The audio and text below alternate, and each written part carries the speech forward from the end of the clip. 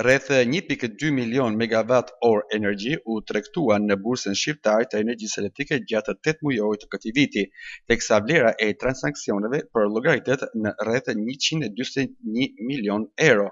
Sipas të dhënave të tregut të ditës së avancë të raportuar nga Alpesk, ka një rritje me 32% të volumit të energjisë së tregtuar në bursë në raport me periudhën janar-gusht 2024, ndërkaq Alpesk ka raportuar edhe shifrat e tregut të ankandeve brenda së njëjtës së ditë që nisin të zhvillohen në dhjetor të vitit të kaluar. Kështu për periudhën janar-gusht një volum total prej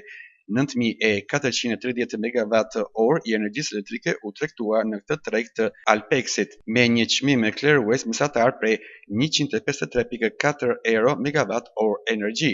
Vetë Alpex e ka konsideruar nisjen e zhvillimit të ankandeve brenda së njëjtës së ditë një arritje dhe hap të rëndësishëm përpara në tregun rajonal të energjisë elektrike, duke forcuar tregtinë ndërkufitare dhe integrimin e tregjeve. Sipas Alpex, tashmë Shqipëria dhe Kosova kanë edhe një mekanizëm shtesë tregu të njëjtë me ato të vendeve të Bashkimit Evropian,